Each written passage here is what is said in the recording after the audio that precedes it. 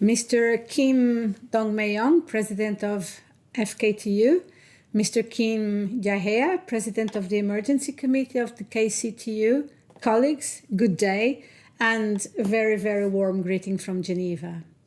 From the outset, I express my gratitude to both confederations, FKTU and KCTU, for organizing this important seminar in this unprecedented pandemic and economic crisis situation.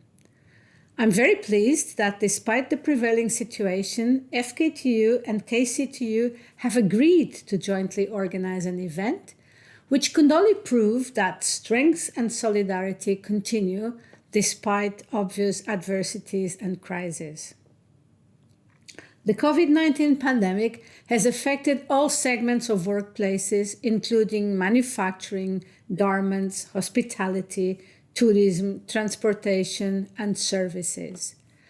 Government economic rescue packages have been effective for ensuring that enterprises' sustainability and workers' livelihoods are kept. However, the short-term measures were not sufficient to prevent from closure of enterprises, increasing unemployment, and losses of workers' incomes. Korea is not an exception, and the country is facing a continuous increase in the unemployment rate, especially among young workers. In addition, the pandemic has created severe challenges in the implementation and application of fundamental labor standards. These are ongoing processes in several Asian countries, and they pretend to reform their labor laws, such as Malaysia, Philippines, Myanmar, India, and Indonesia. The ILO is closely monitoring the situation and remains concerned that any labor law reform should not undermine fundamental principles and rights at work in the process. In addition, the present crisis should not be used as a pretext to exacerbate the reform process. In response to the COVID crisis, the ILO issued a policy framework in order to assist its member states. This framework has 4 interlinked and mutually interdependent pillars for policy responses to the impacts of COVID-19 at country level.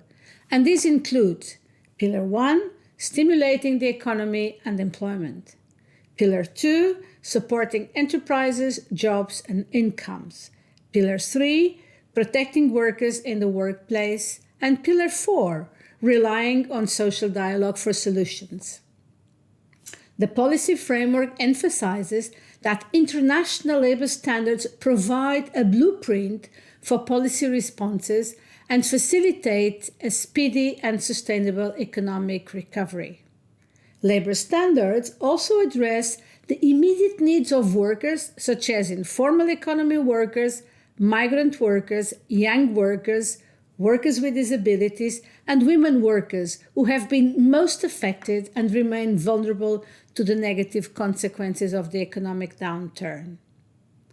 The recently concluded ACTRAV Webinar 2 series in Asia and Pacific region has confirmed the importance and the relevance of the ILO policy framework on COVID-19, and it has guided trade union priorities for action at various levels in dealing with the promotion of employment, fundamental rights and decent work in the pandemic, but also in the post-pandemic setting.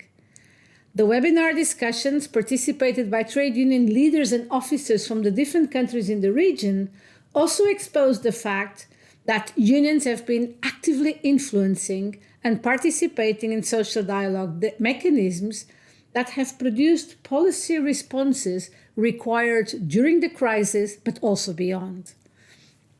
And I am sure you agree with me that social dialogue is a crucial instrument discussing the needs of employers and workers' organizations at various levels. Social dialogue can help devise robust policy solutions to the short and long-term challenges emerging from the crisis. Employers and workers' organizations play an essential role to propose solutions, but also to provide services to their members. And the government will need to formulate an enabling environment to promote effective social dialogue. The pandemic crisis has leveraged the significance of bipartite and tripartite social dialogue as a foundation to accelerate after the COVID recovery. The government of Korea has ratified Convention 100 and Convention 111 concerning non-discrimination and Convention 138 and 182 concerning child labor.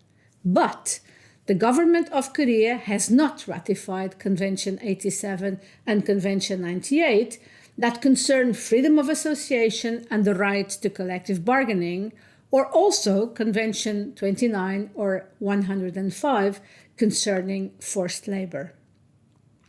And when Korea's tripartite constituents discussed the ratification of the 4 unratified conventions, the ILO was very hopeful, very hopeful that the discussions would bring out a good result. But the tripartite dialogue ended without fruitful results on the ratification, and these, if they had been done, could help the country to review labor legislation and eventually to upgrade the labor standards so needed in this post-pandemic period. As you all know, the ILO Asia-Pacific Regional Meeting held in Indonesia in December 2016 adopted the Bali Declaration. And in the Bali Declaration, the ILO member states have committed to implement its recommendations. Article 1 of the Bali Declaration is to promote, implement and ratify ILO core conventions, including Conventions 87 and 98. So the ILO expects the tripartite constituents of Korea to find a good solution to reinvent this commitment and to resume tripartite dialogue for the ratification of the still unratified conventions. Recently, the government of Korea has submitted to Parliament for adoption 3 bills: the Trade Unions and Labor Relations Adjustment Act, the Civil Servant Unions Act, and the Teachers Unions Act. And we hope that this is going to be discussed in Parliament. Well, the ILO has continued to work with the Korean trade unions to promote the labor rights for government employees and teachers. In July 2013, the Korean Government Employees Union and the Korean Teachers Union, together with KCTU and the ITUC, have lodged a complaint to the Committee on Freedom of Association against the government of Korea concerning the violation, and this is a case of freedom of association violations, the case number 1865.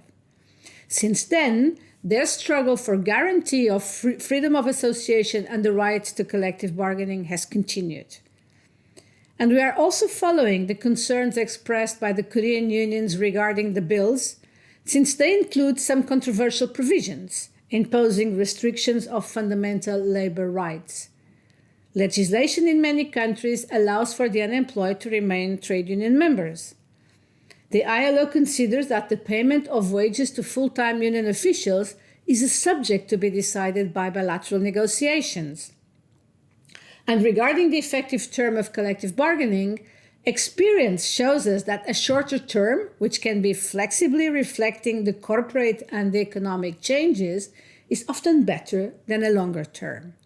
Nevertheless, one thing is basic: labor law reform can be successful only when it is preceded by tripartite negotiation and consensus. And so stronger partnerships and collaborations among tripartite partners are more significant than ever before. Protecting fundamental labor rights must be a key area for tripartite partnerships in the process of rebuilding a resilient economy from the COVID-19.